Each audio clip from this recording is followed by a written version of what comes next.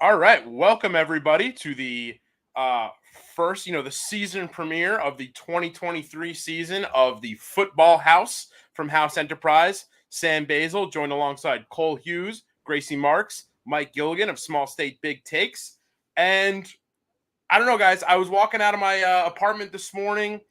It was a bit damp. It was a bit cold and cloudy, and I looked around and I just thought, ugh, football weather finally. So obviously week 0 is this Saturday of the FBS and FCS seasons. We've got a lot of great headlines, a lot of interesting stuff coming out of our first Football House Top 25, and some great picks for you guys for the first small batch of games that we're getting this Saturday in what's collectively called week 0 of the college football season. So first off, how's everyone doing tonight? And how excited are you for the 2023 season? I mean, stoked to be back. Let's do it. I feel like it's been a while since we've all been together, and just looking forward to a new year. It's always the best time of year when we're kicking off football season, whether it's college or NFL. But just excited to get back into it. Yeah, and this is I think a watershed year for college football. If I'm not mistaken, this is the last year of the 4-team college football playoff. The last year, likely, almost definitely now, of the Pac-12, the Conference of Champions, one of the classic conferences in American athletic history, and just a lot of other changes coming. And we've still got so much to do this season. I mean, we've got so many teams trying to make a big playoff push. Georgia trying to make a three-peat. Michigan trying to get through the first couple games of the season without Coach Harbaugh. It's going to be tough. But let's start off with some picks. Let's just get right into the motions of week 0. Not a lot of games. I feel like we've got a lot of similar games on our docket, on all of our cards. And I think that's pretty good because these are some really fun games. And we're starting off week 0 is always kind of the weakest week of college football. But in comparison to some other week 0s, this game kicking off at 2:30 p.m. on Saturday from Ireland, I think is a pretty classic rivalry of Navy versus Notre Dame. I think most of us have got this on their card. Let's start off with you, Cole. How do you feel like this game between Notre Dame and Navy is going to go?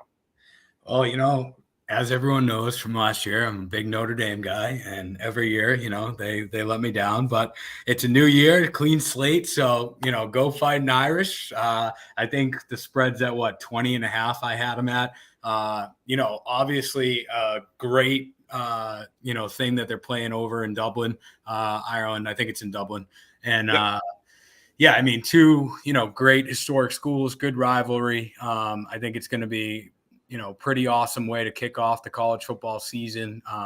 There's probably going to be a lot of Notre Dame Fighting Irish fans going across the pond for this game. So it's a good way to, kick off their campaign.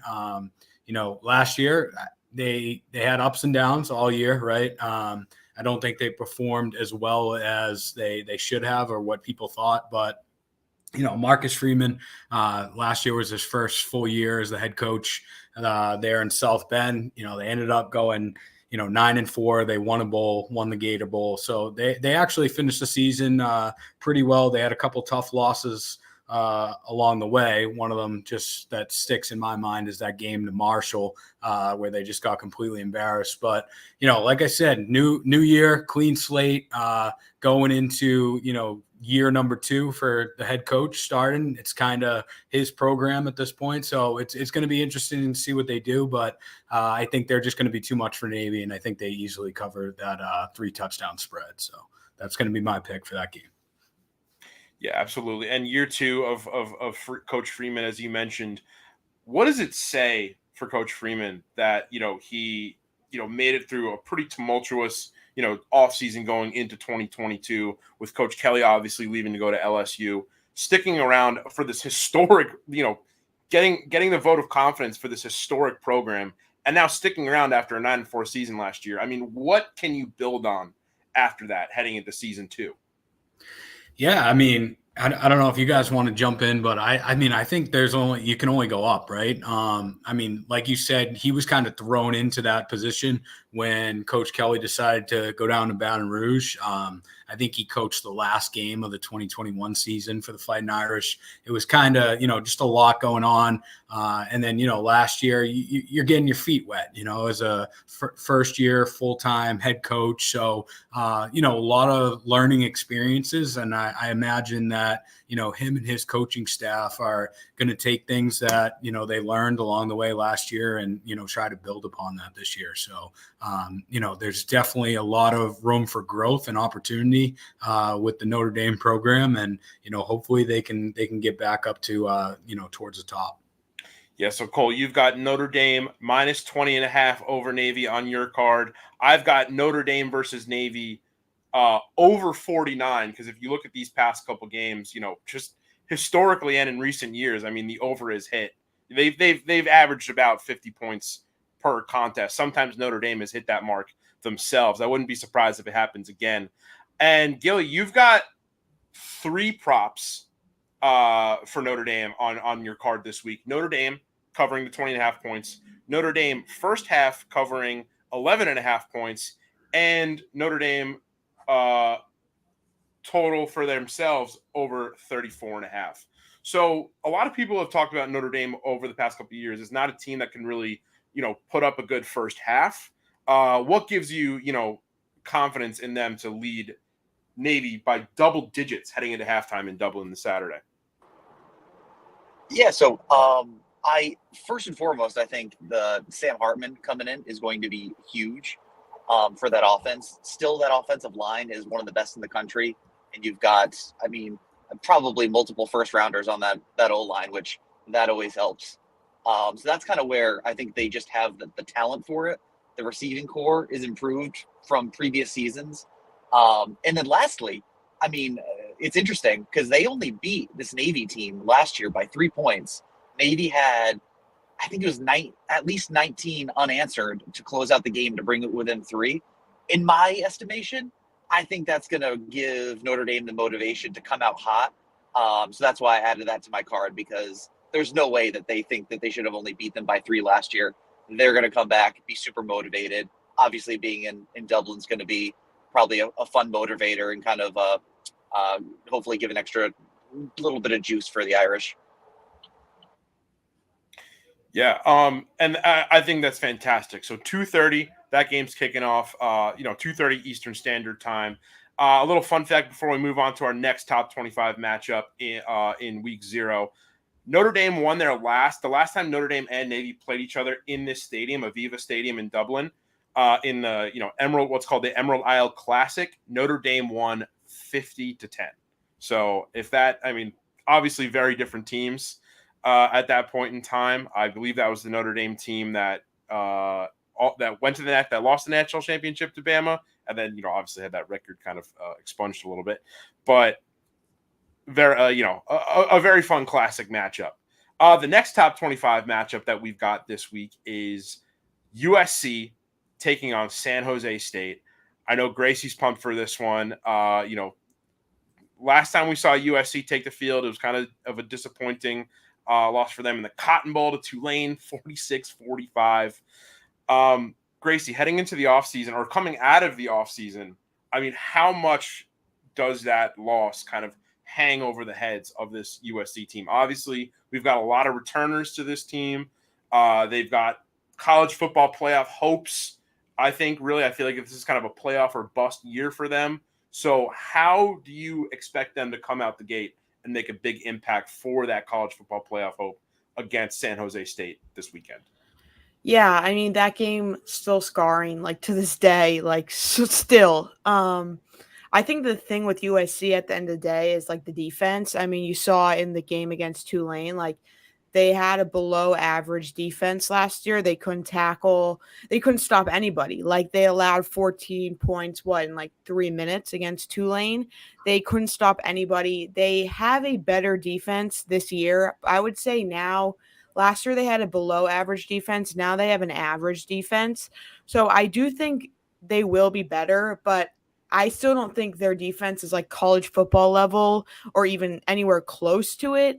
The offense I still think is going to produce very similar to what it was last year. Like Caleb Williams is still going to be, I mean, he's the Heisman front runner again and could easily go back to back. I think it's going to be very similar. I think against San Jose State, I'm going to expect them to score like 50 to 60 points against San Jose State and just like absolutely roll. But then you also have to think like, you have to expect the defense to slip up a couple times and allow like, 3 to 4 touchdowns. I still think that they cover the 30 points. It will be like 55 to 20 or 55 to 17, but I do expect the defense to like slip up a couple times in this game and just like kind of a feel out game, but I do think Caleb Williams just goes out there and throws, for 400 yards, just very typical.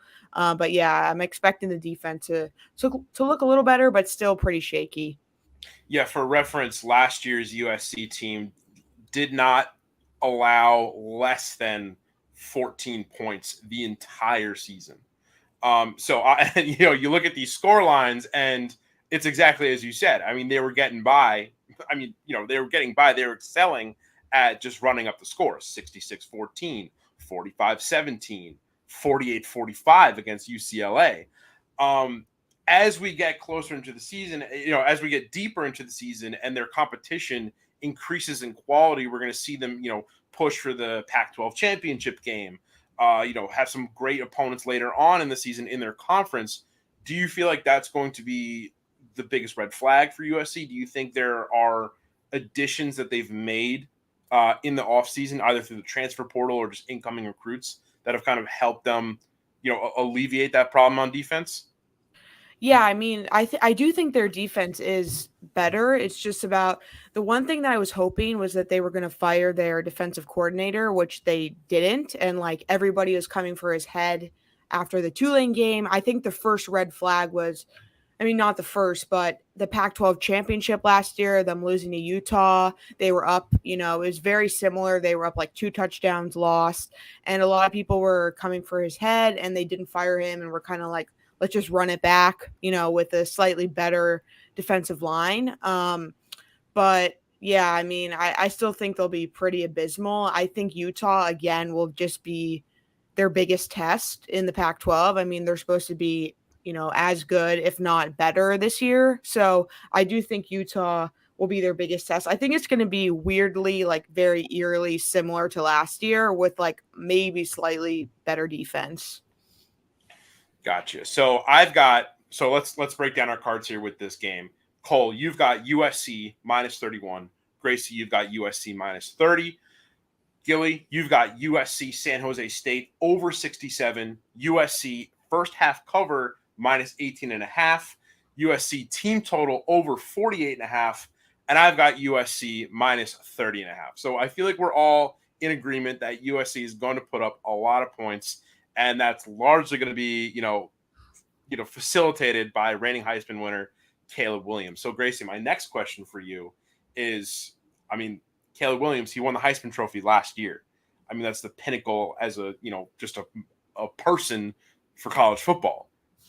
Is there anything besides winning a national championship that he can compound on that Heisman Trophy with, or is he in another program that's championship or bust? I think they have to make the college football playoff. They're not going to obviously win the Natty. They're not with that defense, but they have to make the playoffs. And then I feel like the lowest expectation would be similar to last year, a New Year's Six Bowl that they would have to win. Like last year was embarrassing, losing to, Tulane, who had, I don't even remember what the stat was, but what they had never like been in a bowl game in like 40, 50 years since that game. So it was just like, yeah, that was like the worst, I think, the worst result last year. I think they have to make the college football playoff this year. And like, if they don't, it's a failure pretty much. Yeah. And so going through our cards again, I mean, Gilly, you took them, you took the over and USC. So, I mean, do you just feel like it's going to be, a USC defensive, offensive clinic here? I really do. And I feel like this is the perfect type of game, too, where Lincoln Riley is going to let Caleb Williams, pump up his numbers a bit, and hopefully bench him for the fourth quarter or something like that. So that's why I was kind of thinking first half was also a play for USC to cover that. And then I agree completely with Gracie's point on the defense, hence why I kind of took the over there. I'll probably take the USC overs for a little while until that defense proves me otherwise. Like mentioned, I think they have a bunch of transfers that are coming in as starters, so hopefully they'll gel at some point for them to be a real contender, but I'll kind of believe it when I see it when it comes to their defense. Yeah, absolutely. And now let's break down some of the, that covers all of our top 25 matchups for the week. But I mean, some of the games that you guys put on your cards are really fun, really great games for some of these middle of the pack group of 5 FBS teams to have a good showcase in week 0 before, obviously, the Bamas, the Georgias, the Ohio States come into the mix next week. And a couple that we all actually share. So first I want to talk about, Mike, what you put on your card. It seemed like you really like Hawaii plus 17.5. Could you tell me about what you like in that matchup as they take on Vanderbilt? I mean, I guess that answers my question, right? It's Vanderbilt. Yeah, no, it's interesting. It's I feel like it's there's a lot of talk about that matchup, to be honest with you, in terms of kind of among the college football handicapping kind of industry as a whole. So I feel like I might be a sucker kind of going with the all the sharps and whatnot. But at the same time, I just think it's too many points, to be honest. I don't think Vanderbilt is that good. They don't have the quarterback they had last year when they killed Hawaii. So that's kind of my logic in terms of Hawaii covering the spread this year. And also a little bit of a revenge play, right? I know Hawaii's not the program they kind of were ages ago with those fun gunslinging quarterbacks. But at the same time, I think they're better than what this would indicate. And I think it's going to be an ugly football game, or at least that's what I'm hoping for. Yeah, and then your lock of the week is New Mexico State minus 6.5 over UMass. UMass, Yeah, I feel like that one's just gross, right? Yeah, it's two pretty gross teams these last couple of years in FBS. But I mean, I don't know if you've seen this because I know you're also kind of in the mix on A10 basketball Twitter. So you get kind of a lot of carryover from when you see these people talking about their school's other sports. And UMass football, as bad as they've been these last couple of years, have an incredibly passionate fan base behind them. I mean, they got a huge fan base behind all their basketball programs as well. I don't know if you guys have seen stuff like the Commonwealth NIL program that they've got going on that bleeds into all their sports. But I think, a couple wins for UMass, throughout the season in football, I think would go a long way for this fan base. So do you see any way that UMass could cover this? Because I almost put them on my card just because I felt like it'd be a fun thing to have there. Yeah, no, I get you. And that's my lock of the week, New Mexico State. I think I got it at minus 6.5. However, don't let that I do believe in this UMass team to kind of become something throughout the year. I just think that for a week 0 matchup where they have to travel that far across the country, I think that's a factor in terms of a team kind of trying to come into form. I know there's some hype about their quarterback situation. I think they just announced a couple days ago that they've got, I'm going to butcher his name, so I'm not even going to try, but a Power 5 transfer from, I think, Clemson and maybe Georgia Tech. They named the starter. But at the same time, if you don't name your starter until like 2 or 3 days before your first game of the season, I'm not that convinced that he blew people away and won the job looking like a stud. So that's kind of where I'm hesitant. I flipped back and forth and I got a little nervous about it, but I'm sticking to it with New Mexico State. Pretty solid team. I think that they're gonna build on the progress they had last year. They won by I think 10 last year against the same UMass team. So I think UMass will improve as a program. I just think it'll take a little bit more and across the whole season to do so. So don't UMass Twitter, don't come at me, please. I don't want beef.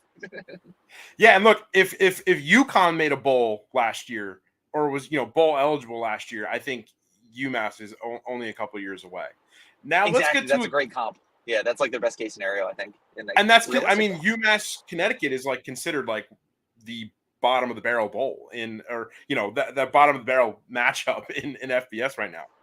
So let's get to a game that Cole, Gracie, and I all had on our cards, each with a different bet, which I think is really fun, and that's Ohio Bobcats versus San Diego State.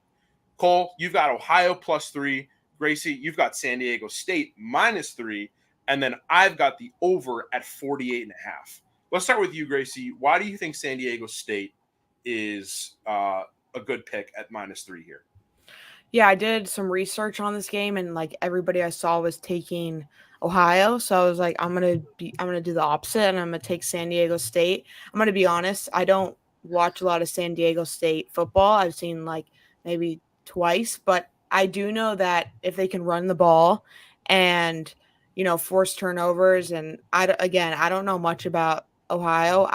I do know that they are actually supposed to be good this year in the MAC. They're supposed to be the number 2 team in the MAC this year, with a decent quarterback, but their quarterback is coming off a ACL recovery. This is first game back post ACL, so I'm just betting on San Diego State to run the ball, force some turnovers, and yeah, so I like San Diego State at home -3.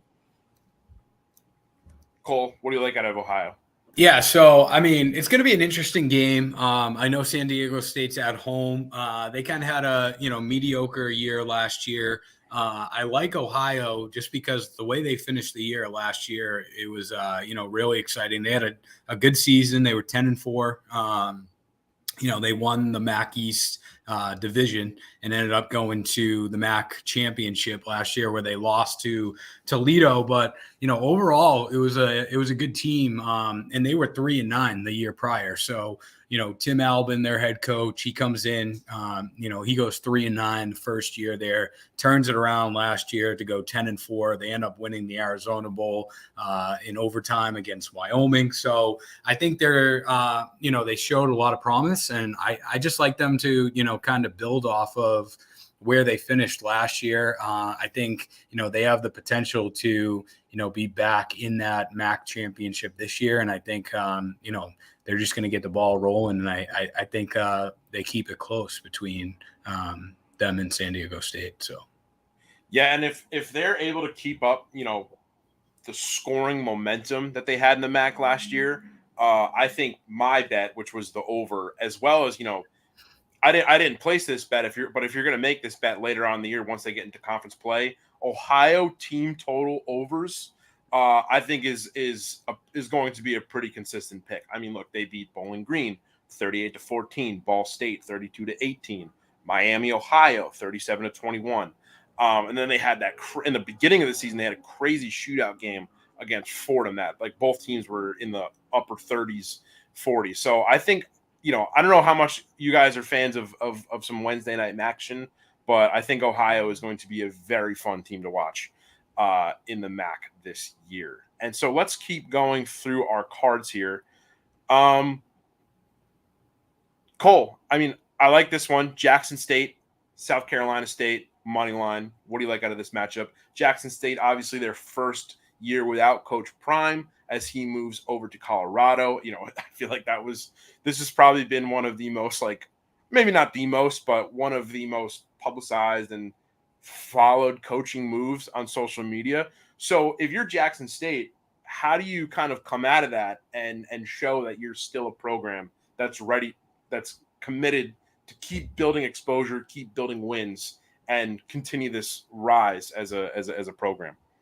Yeah, I mean, it's going to be extremely interesting to see what happens with Jackson State this year, just because, like you mentioned, the last couple of years having, Coach Prime there was obviously instrumental, for that program. Just the amount of attention and press that they got with him being there. The one thing I am a little worried about is, with him going to Colorado, he took a lot of that roster with him, right? There were a lot of, athletes that left that team that were on that roster last year that won't be there. So it's going to be a very different team. So I think this is going to kind of foreshadow this game against SC State, what that team's going to look like this year. So, I mean, I think it really is up in the air of what's going to happen. But, I like they've built a good foundation there, I believe, even though that Coach Prime, left for bigger and better things. I think he left the program in a good place, and I think they'll come out and get the victory the first week of the year. So, yeah, that's going to be fun. And then I think that covers all of our cards. I mean, if I can just give one more, I mean, it's my FCS pick, and I always got to go with them week 1, and that's Fordham money line over Albany. Go Rams. But for our next part of our show tonight, I really wanted to get into, I feel like we came out with our preseason top 25 last week, which is really great. If you haven't seen it, on houseenterprise.com.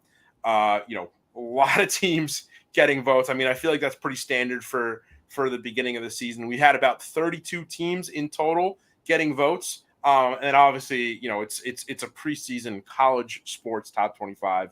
It's going to be completely different in 2 weeks.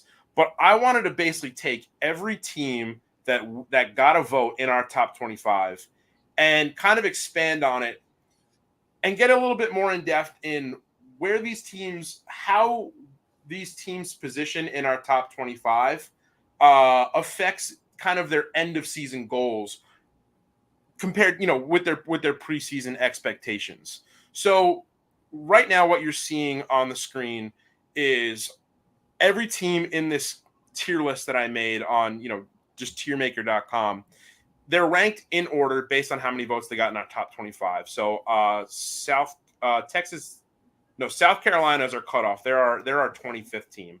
And then everything from Texas Tech all the way down to Mississippi State are teams that got at least one vote. And so I kind of wanted to break down and see where we think these teams should be shooting for by the end of the season and, basically where we think they're going to end up. So this could be different based on our top 25 rankings. So our first tier, obviously, if you took the top 4 teams in our top 25 and said that was the college football playoff, if the season ended before it even started, we'd have Georgia, Michigan, Alabama, and Ohio State. Are there any teams that you feel like at this point, a couple days before the season starts, might have fallen short, or teams that should be moving up into that top tier? I mean, I know USC is kind of in a championship mode. I feel like I kind of want to move Michigan down, but let me know what you guys think. Yeah, I mean, so it's interesting, those top 4, right? Because you have 2 SEC teams and then 2 Big Ten teams, right? And as we've seen from years past, that's probably not how it's going to end up. I don't see 2 teams from each of those conferences all making the college football playoff. But, I think you have Alabama up there in champ or bust. I mean, they got to bounce back, right? The last couple of years, they've just been totally dominated by Georgia. I think there's a lot of pressure on that program and Nick Saban to, get back to the pinnacle. The number 1 spot. So I think they belong there. I would keep Michigan there. I know you said that you might want to move them down, but I mean, Michigan, like the last couple of years, they've done everything right to get into the position to win a national championship, and then they just don't get it done once they get there. I mean, they finally have overcome Ohio State the last couple of years. They've had some success against them, and they've been on top of the Big Ten. I feel like this year it's time to, take that next step. Can you actually win it all? So I think they have to, stay in that top bracket there. As for Georgia, I mean, look, they're back-to-back champs. If they don't win it, is it a bust? I don't necessarily think so, but I think obviously the expectation within that program and in all of college football is that they're going to be there again. If they weren't there this year, then, is that considered a successful season? If they don't win it, probably not for their standards now at this point. Like I said, they've kind of moved in and overtaken Alabama where, in years past, you pretty much guaranteed Alabama to be in the top 4 at least, or in the national championship or winning it all. I feel like now Georgia, just with their recent success, they're kind of in that boat, right? So if they're not finishing in the top 4 that might be looked down upon. So Ohio State going to be interesting. We'll see what happens there, but I think you could move them down if they make the playoffs. I think that's a win for Ohio State. USC, I would move up. I would say I think they got to be in the playoffs, and they got to make a run. I mean, they have Caleb Williams, right? They've gotten all these transfers. It's like, if you're not going to win with him in that offense, are you ever going to win it? And I know the defense, like we've said already, is kind of a question mark, but I mean, you've had the whole offseason to, focus on that. You haven't really had to focus on the offense because you knew you were going to have the majority of your weapons back. So, does the defense step up? Like Gracie said, their defensive coordinator retained his job. Like, now it's time to show up or show out, So I would put them up there. As for LSU, Penn State, Florida State, I think they're good there. If they make the playoffs, I think that's a successful season, especially with LSU and Penn State being in, what most would consider the best conferences in college football. There's just so much talent and so many good teams, and they have to face, multiple tough opponents throughout the year. So for them to get into the playoffs, that would be, I think, a win for them. And then I'll just finish off with, Florida State. A lot of people are high on them this year. I think they're a little overrated personally. I do think they will be in the discussion. I think they're going to be a contender for the ACC, but I'm really looking at Clemson, right? Another team like Alabama that, take the last 5 to 10 years, Clemson was those champions or bust team with, Dabo, and they've kind of taken a step back. How do they respond this year? Do they get back into that top 4 conversation, or is it another disappointing year for them? So those are kind of the storylines that I'm looking. I could talk about a lot of all these other teams: Texas, Washington, Tennessee, Utah. These are all teams that interesting storylines, right? Some of them had great success last year. Utah, even Tennessee, what do they do this year? And then you have, people saying, is Texas back with Quinn Ewers? Washington has Michael Penix. So it's going to be interesting to see where they end up. But that's kind of my outtake on it. Absolutely. And before we get into, tier 3 and below, Gracie, we were talking about, how you kind of just want the USC to make the playoffs. But I was looking at it today, just because I've felt like, since I've been watching college football since like junior high, the West Coast, you've had the Oregon, they had those Oregon years with Mariota, and now you've got USC kind of back on the rise. But if you really look at the history of the national championship in the 21st century, the last team west of Texas to win the national championship was that USC team. That played in one of what was probably one of the greatest national championship games of all time. And I feel like since then, people have kind of not necessarily lost interest, but kind of shifted focus away from the West Coast as a college football, powerhouse region, in favor of just how dominant the SEC has been. So, Gracie, as someone who kind of splits their time, in New York and on the West Coast, what would a USC national championship mean for not only the fan base, the Trojan fan base, but just like the state of California, the West Coast in general? Yeah, I'm just going to say, like, in LA, nobody would care. They wouldn't care. Like, there wouldn't be, like, I'm trying to put it in perspective, like when the Lakers won the NBA finals in 2020, and that was even, I would say, and that was like during COVID, I would say that there would be more people at that like COVID ceremony after the game when they won downtown at Staples Center than there would be at USC. I think the majority of the people that would be celebrating obviously would just be drunk students. Nobody would care. I think if you ask 10 people on the street, like, who is USC playing this weekend, or like who is the quarterback of USC, I would maybe guess 8 out of 10 would have no idea. Like, it's just not a part of the culture. And like, it's just, I think it's been that way, like you said, since like Reggie Bush era. Like, I don't know. It hasn't been the same, and it's sad, but obviously, like, the move to the Big Ten we'll see, but like, yeah, I've asked like my brother who vaguely follows college football, and he'll have like no idea who USC is playing or, if they're good or not. Like, it's just not the same like tailgating atmosphere. I've been to Michigan. I mean, I went to Indiana for a year. It's not like that where it's like their entire life is college football for, those selective months of the year. Like, nobody cares about USC football. And like, I would say more people care in the fall about baseball, about Dodger baseball, than they do about college football, I would say. Interesting. So do you think a USC national championship would even like sow the seeds of an increased fan base, or no?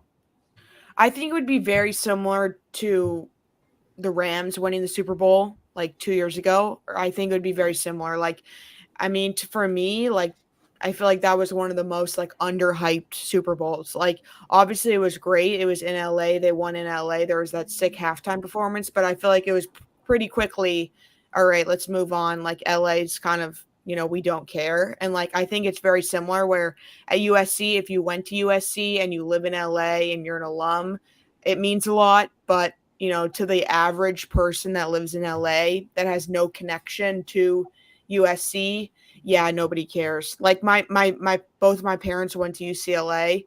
They don't care. Like, they could literally care less about anything UCLA football related or anything UCLA sports related. So yeah, it's just like college football is just, it doesn't have that same, I mean, college sports in general just don't have that same magnitude in LA than like Midwest or even on the East Coast.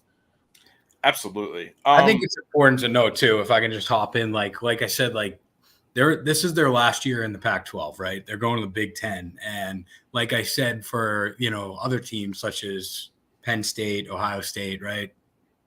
That conference is so competitive that I feel like this is like their shot right now this year. If they're going to get it, they got to get it this year, because if they move into the Big Ten next year, I mean, granted, you're getting more playoff teams next year. It's going from 4 to 8. So they might still make it, right? But when you're in the Big Ten, you're facing up against these, these powerhouses. And if you don't have a good defense in that conference, you're screwed, right? So, I mean, this is the year for them to get in and try and make a run. I think if it doesn't happen this year, especially because Caleb Williams is going to be going to the draft, right? They're going to have to almost just reset, after this year. So I think this is kind of their last hurrah. And I mean, I think it would be great for college football if, a team from the Pac-12 ended up winning it all, and they're not even a conference next year. So it would be a storyline for sure. So before we move on to the tier 3, Gracie, Mike, any sort of gripes with this? Do you also agree that Florida State should maybe hop down, maybe Penn State, or should anybody come up that's a sneaky playoff contender? I was just gonna say I agree with the 4 that we had originally with Ohio State. I think that's like the core 4, and like I mean, I think it's going to be that way pretty much the whole season. Yeah, I think that's kind of like the clear cut 4, and everybody else is kind of on the outskirts for now. Yeah, so, no, I do agree with that. And the only thing I would just add to is I feel like even though the chances are slim realistically of the top 4 being 2 SEC and 2 Big Ten schools, like I think Cole said initially, at the same time, like the ACC might have the best outside chance of having that type of team. But I feel like it's like year in, year out lately since Clemson's run, they just kind of cannibalized themselves. And even though I think Clemson had 3 losses last year, none of them in conference. So it's just like I kind of expect more of the same with that. And I think, yeah, Florida State might be a little overhyped. They're going to be much improved, which is cool. And I'm glad that they're finally back to being a legit program compared to the dumpster fire it's been like for the last few years previous to last year. But yeah, no, we kind of need to see more. I think that's a good first few tiers there. Yeah, I agree. Like, I think Florida State, Clemson, it's going to be one of those 2 teams that win the ACC, right? And I think in order for either one of those teams to get one of the top 4 spots and make it into the playoff, like you said, Gilly, like they can't have 3 losses in a season. I mean, that's obviously not going to get you there. But I mean, even if they win all their conference games, I mean, you're going to have either an undefeated season or 1 loss, right, to even be in that discussion with just the amount of teams that between the SEC and the Big Ten that are going to be vying for those 4 spots. So they're really going to have to overperform if they're going to get one of those spots. Absolutely. So let's go into the next tier, and this is what I call New Year's 6 hopeful. I'm so known to do NY as New York. It kind of messed me up there. But so basically teams that are obviously going to make a bowl, and the benchmark for them for a successful season is the New Year's 6. And obviously, the New Year's 6 also comprises the college football semifinals. So there's really only 4 bowls that these teams are shooting for. And we've already got 8 teams in this tier. So there are a couple teams that aren't going to make it. I think a notable member in this tier is TCU, who, despite finishing second in pretty much all the polls last year after losing the national championship game, is kind of dipped a little bit in comparison from the final poll to the preseason poll.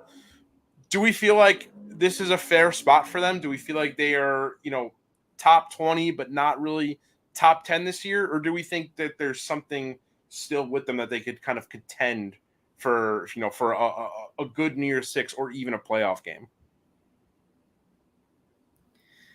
Yeah, I don't know. I mean, just like you said, based off where they finished last year, I think that they probably belong in this group just based off of that finish that they had and their stature. But I mean, they're going to have a new quarterback this year. Who knows what's going to happen? But again, the Big 12 is kind of wide open, I think, right? Anyone could take the Big 12. I mean, everyone's looking at Texas. Is this their year to finally take it back? And I think that they should be the favorite probably. And if they don't win the Big 12, that's a disappointment for them. But, I could see it just being like last year. I mean, you had a lot of great teams in the Big 12. You had TCU, you had K-State, Kansas for a while was hot before they kind of dipped down. Texas. I mean, there's plenty of teams that could win that conference. So it'll be interesting to see what happens with TCU, whether they, can keep it up or if, just the changes there and kind of reaching the pinnacle and crashing and burning kind of impacts them into the season. Yeah. And speaking of Kansas State, I mean, do we want to throw them up there? I mean, I feel like they were they were obviously the team that beat TCU in the Big 12 championship game, and then TCU still ended up making the college football playoff. But, I mean, do we see them kind of being another big contender in the Big 12 again this year, or do we feel like it's just the Texas and TCU show? I think K-State hangs tough for the majority of the year, but for us to say right now that they're a New Year's 6 hopeful, I think that's pushing it a little bit. Definitely. All right, and so then let's go into our next tier, and I think the kind of key members in this tier are obviously teams that have kind of fallen down again in the preseason rankings, like TCU, in what I call the top 25 mainstay tier. So these are basically teams that, to have a successful season, they could challenge for a New Year's 6, but their main goal is to stay a ranked team from now all the way until after the national championship game when the final poll comes out. So I think some key members, as we mentioned, Kansas State, Oregon State, Tulane, who played in the New Year's 6 bowl last year, and Texas Tech, who actually missed the cut on our top 25, but missed it by just a few points and are actually in the coaches poll top 25. So I kind of put them in there. And I feel like there are some teams in this next tier that I think could move up. But for you guys, I mean, do you feel like this is kind of a solid standing for these teams? I mean, are anybody here you feel like could kind of fall apart at the end of the season or even get up higher? I mean, I think it looks pretty good. There's a lot of intriguing teams in there. Like you said, South Carolina, Texas Tech, right now they're on the cusp going into the season. I think both those programs are going to have good years this year. they showed glimpses of it last year. So I like both of those teams to finish in the top 25 this year. And then, you have other teams like Wisconsin. You're getting Luke Fickell over from Cincinnati. He's taken over that program. So, I'm excited to see what he does there just because, he had obviously a lot of success when he was in Cincinnati with the Bearcats. So I'm excited to see what he does at Wisconsin. North Carolina is an interesting team too. They have Drake May, their quarterback, who a lot of people are talking about that he could potentially be a Heisman finalist at the end of the year. So those are some of the teams I'm looking at. Oregon State, they always surprise you. You don't really talk. Not a lot of people talk about them, going into the year each year, but they always, field a good team. So, I like this top 25 mainstay. I think there's a lot of, good teams, and I would be surprised if, the majority of them don't finish ranked. I feel like the one team that is really interesting, and, I apologize in advance, Gracie, but Tulane. I feel like they were kind of the darling team that we followed a lot on this show last season. They made their way up. They got in the New Year's Six. They're in all the preseason top 25s, but they haven't really – people aren't really expecting them to have that breakout season 2 years in a row. What's a realistic goal for them? Are we setting the bar too high for them to stay in the top 25 2 consecutive years? Well, I think I was looking at their win total. It's over under 9.5 wins. I think they easily could go over that 9.5 wins. I think their strength of schedule again is so easy that they play in such a joke of a conference that they can easily win 10 games, 11 games. I think they're gonna. I don't know. It's hard to live up to the expectation that was last year, but I do think they are going to be very good. Their quarterback is staying. They I know that they lost a lot of their defensive starters last year, which I think might be the biggest problem. I just don't think their defense will be as good, but I feel like their quarterback and the offense is very similar to what it was last year. I think their quarterback's a fourth year starter now. So yeah, I think they're going to be pretty good. I don't think they're going to be a New Year's Six bowl again, but I do think, they'll make a bowl game for sure. I think it'll be very similar, maybe a little worse, but I think they can go over 9.5 wins for sure. And Florida, I feel like, is just creeping there right now. Do you think by week 3, week 4, we could bump them up a little bit? I don't know. I mean, obviously they lost Anthony Richardson, right? And they're in one of the toughest conferences. So it depends on what happens in the first couple of weeks. I mean, if they start, gaining some momentum and getting some good wins, they could easily move in, right? But if they, come out of the gates and, they're not having much success, they might be forgotten pretty quickly. Yeah, they have a tough start to the year. I will say that. I think 2 of their first 4 games are pretty tough. At Utah, week 1, and then at home, Tennessee, week 3. That's kind of a pretty tough way to start the year. But if they survive that, I mean, then they could be kind of emerging as kind of a bumping up a tier or 2. Yeah. Isn't their starter the Wisconsin quarterback from last year, Graham Mertz? Is that their starting quarterback? I'm not sure. But I mean, there's other teams in there too. You have Colorado, right? That what's going to happen with Prime going there? I mean, Colorado, it's no one's ever talked about him before, but now that he's there, it's all of a sudden a big topic of discussion. So I'm intrigued to see if he is indeed the real deal and, can actually make them a powerhouse, or if they're just going to be middle of the pack. Nebraska, they've had a tough go the last couple of years. Obviously, Scott Frost was a player for them, won national championships for them back in the 90s, kind of revered there. They brought him in as the head coach, didn't work out. finally moved on from him. But now Matt Rule, who was in the NFL with Carolina for a couple of years, and prior to that was at Baylor, he's going to Nebraska. So, he's got experience in the Big 12. See how he does there. That's an interesting storyline for me. You have UCLA. They had, a decent year last year. We'll see how they do. Another team that really sticks out to me if we go back up to the top 25 mainstay is Oklahoma. They were under 500 last year, and it was kind of just a disaster the entire year. They were, not performing to their standards. So it'll be interesting to see what they do as well.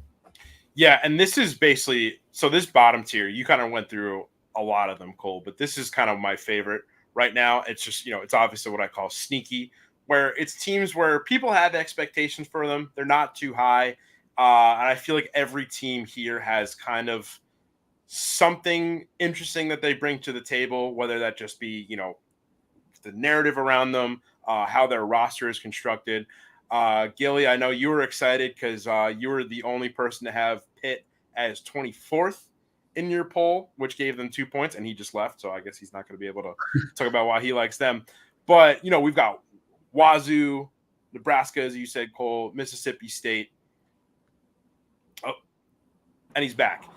I'm sorry. Yes, no, you're good. As soon as it was happening, I was like, oh, no, it's buffering. It's just as soon as Pitt got brought up. Oh, good. I was just saying how you were very excited on Twitter to put Pitt at 24th. You thought someone else had the votes with you, but they got 2 points because of your 24th vote. So what about Pitt this year do you like? I just think that they're a little underrated. And again, they're not the team that they were a couple years ago when Kenny Pickett was having a Heisman-esque season, or at least on the fringe of the Heisman race, realistically. But Pat Narduzzi, I feel like he's really kind of hit his stride. And kind of going back to what we were talking about before with the ACC a little bit, I just think it's such a messy, good to not great conference where a team like Pitt, I think they finished the year last year, number 22. They did win in their bowl game against UCLA. That was actually a pretty good bowl game. And I just think that oftentimes they kind of get forgotten in the mix of things when everyone kind of gravitates towards those bigger ACC programs. But at the same time, they've got a talented roster still, even though they lost a good amount of guys in the draft, especially offensive playmaker wise. But I think that offense is getting better and better. I used to Jordan Addison track there a couple years ago. But it's just crazy because Pitt all of a sudden is kind of back, and part of the reason that I'm kind of buying into the hype. And I think they have a pretty interesting start to the season too. If they take care of business at WVU, that'll be a great. The Backyard Brawl is always an entertaining game. I'm glad that rivalry is back. So I just think that there's going to be some momentum there. And whether they beat Clemson or Florida State or North Carolina, that remains to be seen. But at least to live in this range with like a Nebraska type, I'm okay with that. That's why I kind of was excited. But yeah, you're right. I'm an idiot for putting on the 24th and thinking that was a second voter. It's like, oh, shoot. Nope, just me. No, I mean, I like them, Gilly. I think that there's one word to describe the Pitt football team like last year and heading into this year. It's grit, right? And like you said, Narduzzi, he's a great coach. I think they are one of those teams. They're not going to be in the top of the ACC, but they could definitely knock someone off. So I think they're going to be a fun team to watch. Another team I do like in the ACC, and this is kind of a good transition to talk about some of these teams that are not in the top area at all, is Duke. I like Duke a lot. I think they're going to have a pretty decent year. So they're one of those teams that I'm looking forward to watch. There's a couple other ones down here that I like. I mean, we talked about Ohio. We'll see what happens with them. Oklahoma State, another team that in the Big 12, Gundy, he's been there forever. He always fields a good team that puts up a ton of points. So, where do they finish out? Auburn, another interesting team. They have Hugh Freeze, who left Liberty. Going back to the SEC, he used to coach at Ole Miss. had that whole scandal, that went on, and then they got rid of him. But he's proven that he can coach in that conference, and it was a disaster there with Brian Harsin last year. They were always in the news about just turmoil between him and the players and the boosters, and it seemed like it was never ending. So they get a clean slate this year, bringing in Hugh Freeze, who knows the conference, and I'm excited for them. So those are just a couple teams that I'm looking at heading into the season as well. Yeah. Anybody else? Anybody else from the field that you guys want to throw in there? I mean, one team that I'm not going to, but I want to so bad. I've been waiting for them to bounce back after what they did 2 years ago is Coastal Carolina. I would love to see a team from that area, from that conference, kind of make a big splash, but I think we're a long ways away. But do we feel like that's a pretty good field? I mean, this is a large field, and I think it'll grow, it'll change as the season goes on. That we can definitely revisit. But do you feel like this is a good place for us to leave it heading into week 0? Yeah. I think so. But one team I'm kind of curious about that I don't really love where they're at, and I could just be the lone person that believes this. But Oregon State, how much do we really believe in Oregon State? I think that, and maybe I'm reading into it too much, but the fact that they're kind of without a home, I think I saw something where, who is it? It's Oregon State and just Stanford left basically next year, or no? Cal and Washington State as well. So eight out of the 12 teams are leaving. You have UCLA and USC going to the Big Ten. The rest are going to the Big 12. I mean, you have to imagine that that's going to affect the players in some respect, right? I know that sometimes with college basketball, you have programs that make great, crazy runs where they're about to go D2 for some stupid reason of funding, and they get all the guys back together and they have a great season. I just don't know, though, for college football, if you're one of those players in that program and you're looking at a serious downgrade of a conference from the Pac-12, I just worry that there are going to be too many guys that are just too concerned about themselves and their own playing career. And I kind of don't fault them for that. So that's kind of, again, a weird logic of why I just don't really believe in Oregon State to be a cohesive, really great team this year. That's a fantastic point. I think one thing that people, I mean, with sports and with building narratives around sports and talking about, how people get through these kinds of things. I mean, I feel like people always talk about overcoming adversity with sports. And when these unfortunate situations happen where, your program is kind of in a weird spot, you don't know what conference you're going to be in next year. You don't know, how that's going to affect your career. Like you said, a lot of people expect an athlete to internalize that and kind of fuel their fire. But sometimes that might just it just kind of sucks, and you internalize it, and it might affect your season. So I think that's a great point. I mean, I really hope. I think we can all hope that it becomes a motivator for a team like Oregon State. But yeah, you never know. I mean, this could be a really interesting year for some of these middle of the pack Pac-12 teams that kind of are getting thrown into the conference realignment mix by no choice of their own. And so I kind of wanted to use that to segue into our final segment of the night, where we kind of just talk about a little bit of conference realignment. And I don't know if you guys agree with me. I feel like I should bring up the graphics for when we have our, our hoops therapy chats on House Enterprise. But going into this season, knowing that this is kind of going to be one of the last college football seasons where it looks like the landscape looks like what it looks like now. How are you guys feeling? Do you feel like a little weird? A little uncertain? Yeah, I mean, personally, I'm a little sad, realistically. And kind of going back to Gracie made her point about USC and kind of the impact that a national championship would have for USC fans and whatnot, and how it's just really not that strong of a fan base. Think about how much we're kind of splintering, even what little there is of those types of Pac-12 fan bases, where obviously they're still going to get to play UCLA, but they're not going to play Cal. They're not going to play Stanford consistently. Just so many rivalries going down the drain just for TV deal money. And that makes me a little sad. when I think of that. And even Oregon State, another great rivalry. How often are we going to see that moving forward? So that's, I mean, yeah, I definitely feel a little weird and a little bummed out. It'll be interesting to see what the future landscape is, to see just the SEC and Big Ten and maybe the Big 12 and ACC a little bit, just keep absorbing these other conferences and whoever has a good stretch. But I mean, yeah, just a little bit of a bummer in my opinion. Yeah, I think you hit the nail on the head, Gilly. I mean, just the teams that you're mentioning, right, that people don't think about a lot, like the Cals and the Stanfords. I mean, you take a look at the Pac-12, it's a historic conference. I mean, going back in the day, I mean, all the classic games and, you know, players that have come out of that conference, like historically back in the day, you would have never thought that the Pac-12 would be one of the conferences to kind of just, you know, disappear out of thin air. But again, I mean, it's just the world that we live in. I mean, NIL has a big thing to do with it. I mean, I know a lot of people are for that. A lot of people are against it. I saw something in the off season, just like coaches talking about like these teams that are, you know, that are going to be on the West Coast playing in the Big Ten or the SEC or whatever. Like, you got to think about, these are college students at the end of the day too, right? Like, these kids have classes. They're, you know,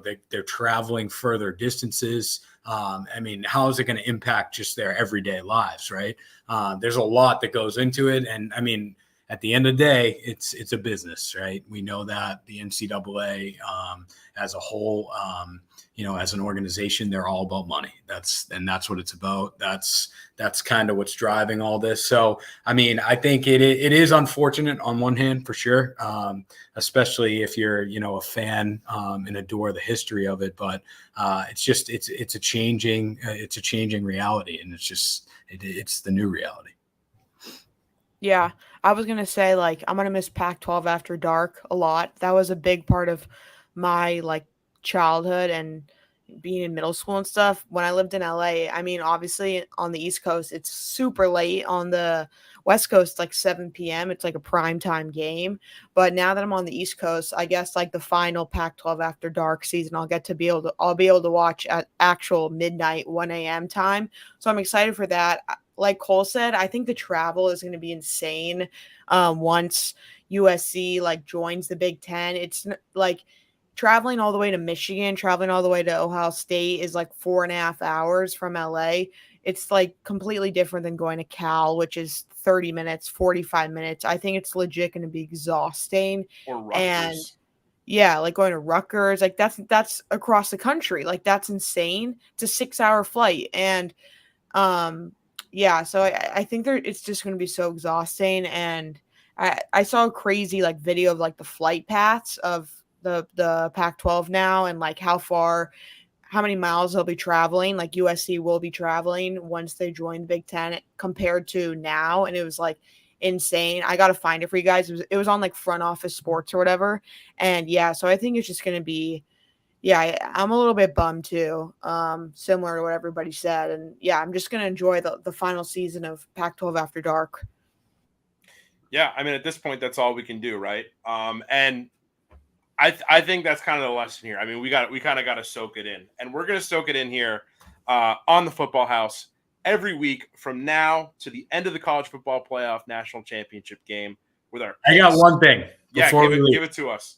But real quick, Heisman Trophy predictions at the beginning of the year. What are we thinking? Oh, geez. Does Caleb Williams go back to back? Only one person has done it before. Personally, I mean, I think Caleb Williams is definitely going to be in the discussion, but just some other names to throw out there. I like J.J. McCarthy potentially, Michigan. I mean, Blake Corum, if he had a good year, who knows what happens. I mean, it's not typical for a running back to win it anymore. It's usually quarterbacks, but he had a great year last year. He got hurt. How does he bounce back? And then the other person I would just throw in there for consideration is Drake May, like I said, at North Carolina, to see how he does. So going to be interesting. I think if he can actually, not be, if LSU cannot be embarrassed by Florida State like 2 years in a row, I would like to see Jaden Daniels kind of maybe go off a little bit. If he can challenge in the SEC, I think that'd be really fun but who knows? I mean, I'm so bad at early Heisman predictions. Yeah. Yeah. That was mine. I think I'm like looking at the odds. Low key, Marvin Harrison Jr. plus 3,000. He's like the clear cut best receiver in college football this year, like not even close. And if he just like goes off, I mean, that'd be like pretty rare. But plus 3,000, I might sprinkle a couple dollars on that because he's clear cut the best this year. Yeah, it's not a bad bet to make. Gilly, you got an early Heisman pick for us?